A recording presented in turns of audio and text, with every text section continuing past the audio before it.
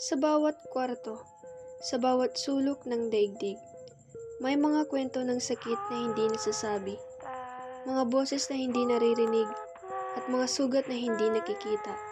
Ito ang kwento ng marami, ngunit tahimik nilang dinadala.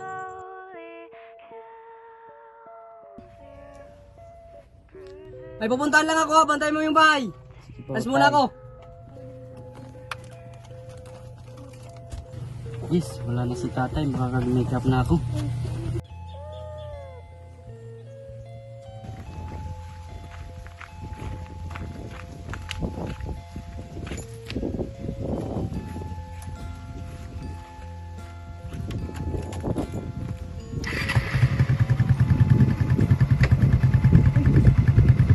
Bahay ko, naiiwan ko.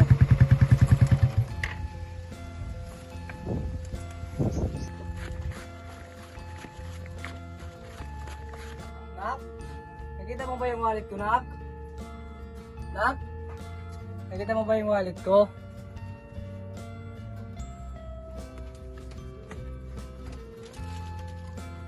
Nak? Anak ng puta! Anong pumasok sa kukote mo? Bakit ka nagbakla? Halika rito. Tara! Huwag tay! Huwag tay! Halika rito! Bakla ka! Tara! Tay! Huwag tay! Bakla ka!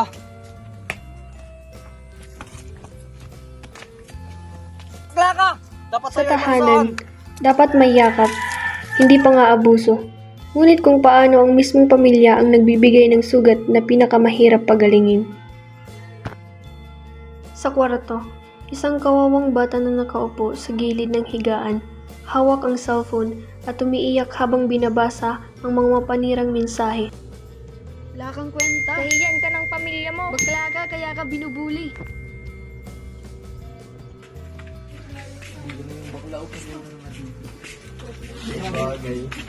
Sa paaralan, dapat natututo sila ng respeto.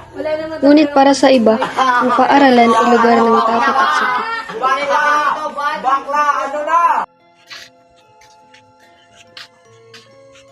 Sa isang mundo na puno ng kulay, bakit natin pinipilit magkulay ang itim at puti?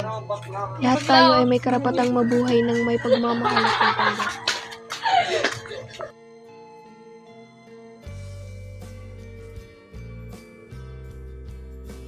Hindi natin hawak ang taktang panahon ng bawat isa, kaya't mahalaga ang pagtanggap at pag-unawa sa kanilang paglalakbay.